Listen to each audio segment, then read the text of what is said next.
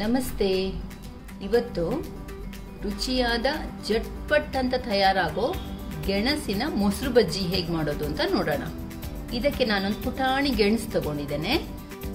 ಅದಾದ್ಮೇಲೆ ಒಂದು ಅರ್ಧ ಕಪ್ಪಷ್ಟು ಮೊಸರು, ಹಸಿಮೆಣಸು, ಉಪ್ಪು, ಇದು ಕೊತ್ತಂಬರಿ ಸೊಪ್ಪನ್ನು ಸಣ್ಣಗೆ ಹಚ್ಚಿಟ್ಕೊಂಡಿದ್ದೇನೆ. ಅದಾದ್ಮೇಲೆ ಒಗ್ಗರಣೆಗೆ ಸಾಸಿವೆ, ಉದ್ದಿನಬೇಳೆ, ಕಡಲೆಬೇಳೆ, ಇಂಗು, ಒಣಮೆಣಸು, ಕರಿಬೇವು, ಒಂದು ಸ್ವಲ್ಪ ಎಣ್ಣೆ. ಮೊದಲಿಗೆ ಗೆಣಸನ್ನ ಕುಕ್ಕರಲ್ಲಿ ಒಂದು 2 ವಿಸಿಲ್ ಆಗೋಷ್ಟು ಬೇಯಿಸ್ಕೊಂಡು ಅದಾದ್ಮೇಲೆ ಅದರ ಸಿಪ್ಪೆ ತೆಗೆದು ಹೀಗೆ ಮ್ಯಾಶ್ ಮಾಡಿ ಇಟ್ಕೊಂಡಿದ್ದೇನೆ.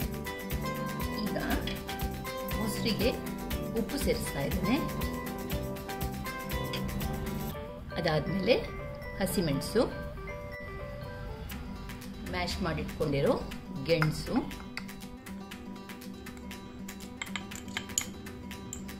ಚೆನ್ನಾಗಿ ಮಿಕ್ಸ್ ಮಾಡ್ಕೋಬೇಕು.